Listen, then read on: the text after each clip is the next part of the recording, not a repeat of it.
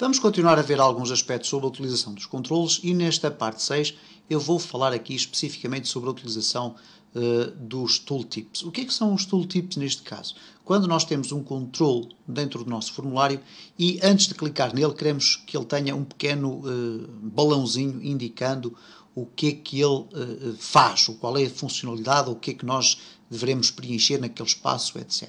E este tipo de técnica é muito frequente ver-se nas aplicações. Vamos ver aqui como é que nós podemos fazer isso nas nossas aplicações em C#. Na grande maioria das aplicações desktop, e não só, também conseguimos ver isso nas aplicações web, nós temos uma funcionalidade que permite ao utilizador das ferramentas verificar a determinada altura qual é a funcionalidade que está associada a um determinado controle, e seja ele uma label, uma text box, uma data grid view, etc. E nós podemos ver isso exatamente no próprio Visual Studio. Se, por exemplo, chegarmos aqui sobre o Start e colocarmos lá apenas o nosso cursor, sem fazer um clique, o que vai acontecer é que, passado algum tempo, vai aparecer aqui a palavra Start em baixo, ok? Se eu colocar aqui NCPU, vai colocar ali Solution Platforms. Depois aqui no Debug vamos ter Solution Configurations. Se colocarmos aqui vamos ter o Undo e depois entre parênteses o Ctrl mais Z, que é a tecla de atalho, etc. E portanto nós temos aqui muitas informações sobre cada uma destas funcionalidades, ok? Ora, vamos colocar aqui Find in Files, Ctrl mais Shift mais F. Ora, como é que nós podemos fazer esta funcionalidade aqui no C#? Ora, vamos colocar aqui um label, por exemplo. Vamos colocar aqui, por exemplo, uma text box e vamos colocar aqui um botão. Ora, o que acontece então é, nós ao executarmos aqui, temos aqui o label. Se nós colocarmos aqui o cursor, como podem observar, não vai aparecer nenhum balãozinho indicando o que é que aquele label faz, ou o que é que esta text box faz, ou o botão. Então, vamos verificar aqui o que é que acontece. Aqui no label 1, se nós verificarmos aqui para baixo, deveria aparecer aqui qualquer expressão designada por tooltip, text, ou mensagem, ou balão, e não aparece. Mas vai aparecer aqui essa expressão quando nós utilizarmos um controle que está localizado aqui exatamente ao fundo, onde diz tooltip. Ora, tooltip é basicamente isto. Reparem o que é que diz depois na descrição em baixo. Displays information when the user moves the pointer over the associated control. Isto é, apresenta informação quando o utilizador movimenta o cursor do mouse por cima do controle.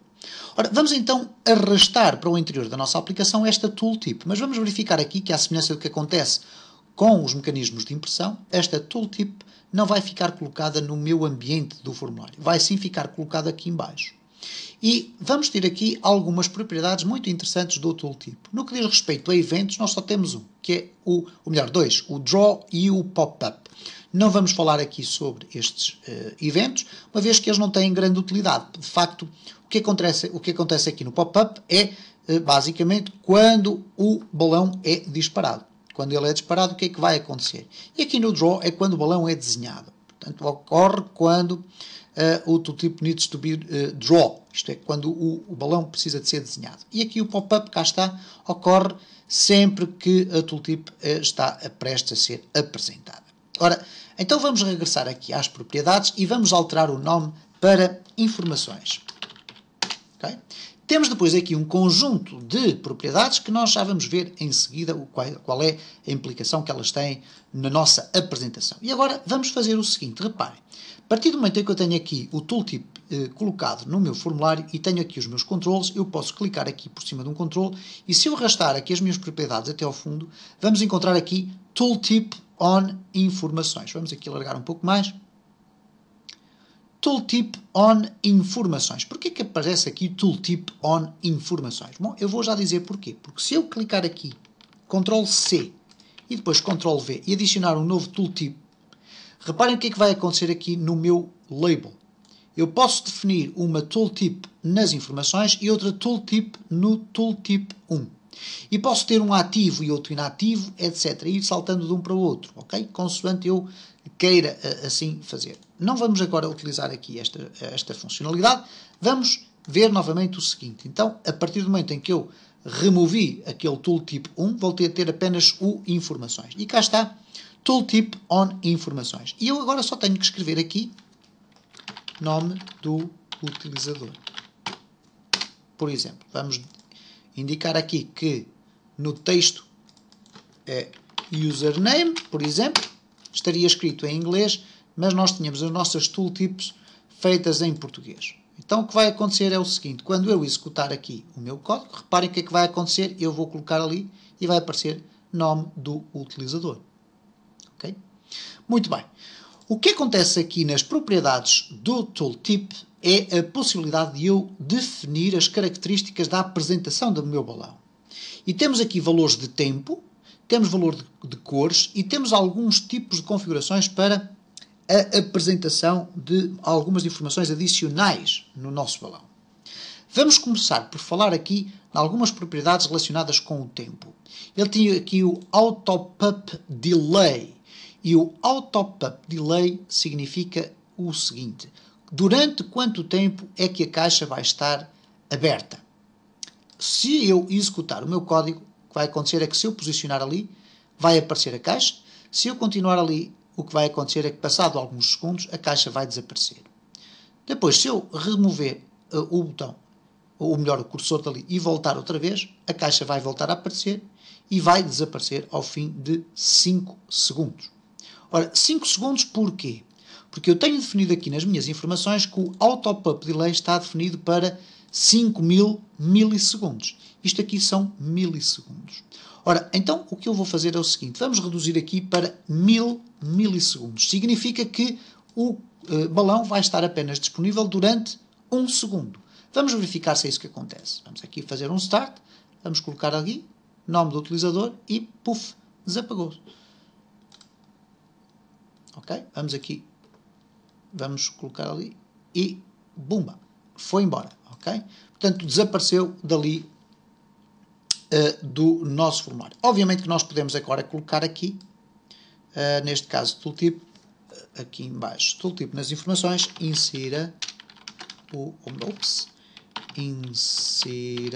nome do utilizador, 30 chars max.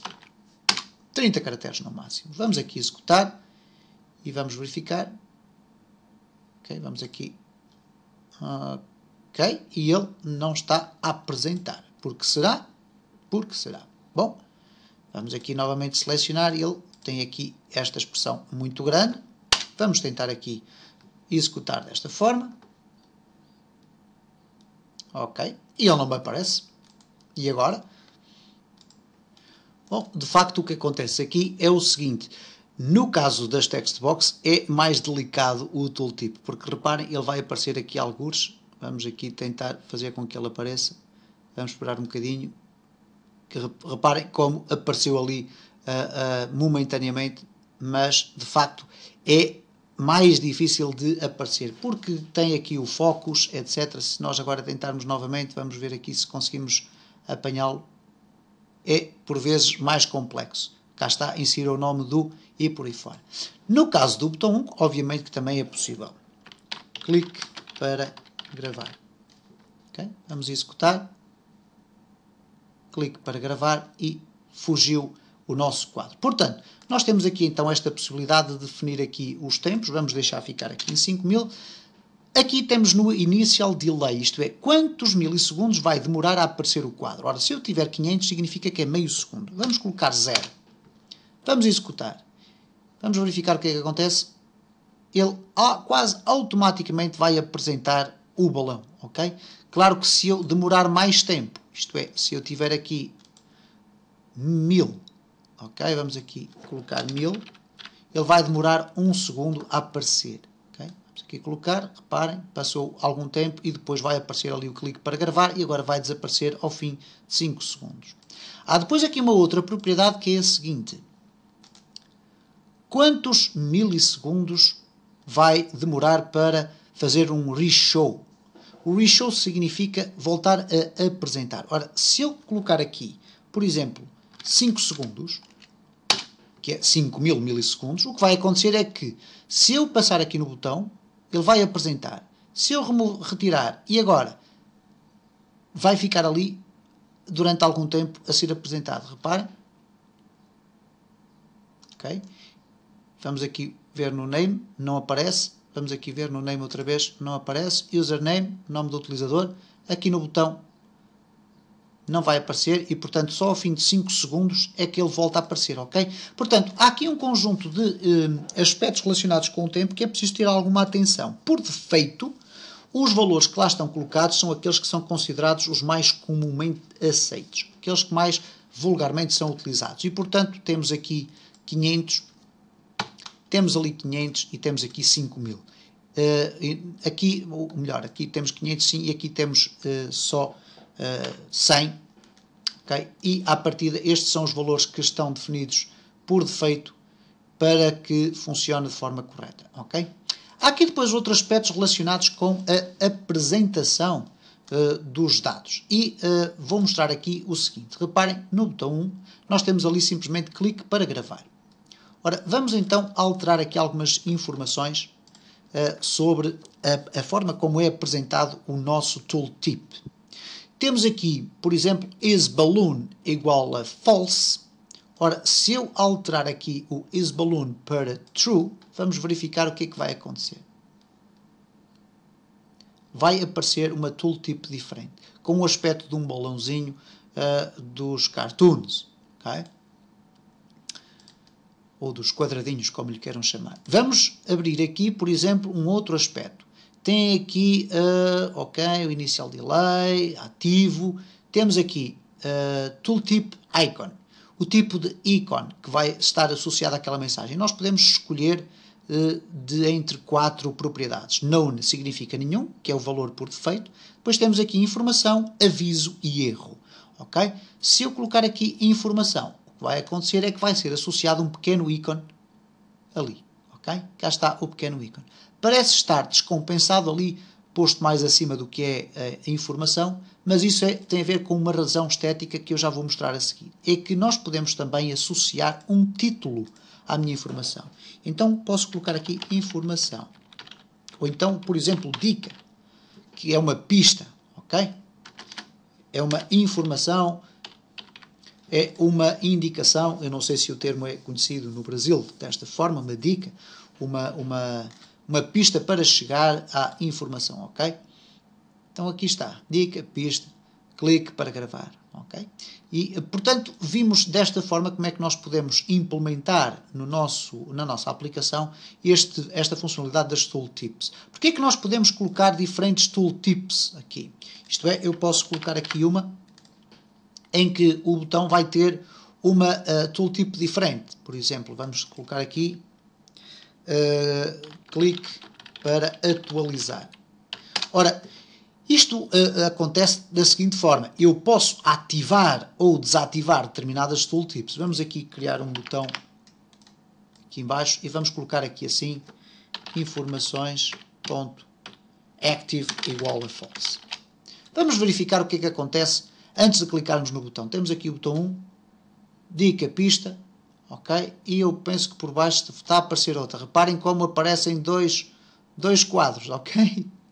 Aparecem dois quadros. Eu penso que vai ser possível conseguirmos ver isto pela seguinte forma. Se eu aqui no tooltip disser que isBalloon é igual a false, eu acho que vou conseguir ver as duas ao mesmo tempo. Reparem, cá está.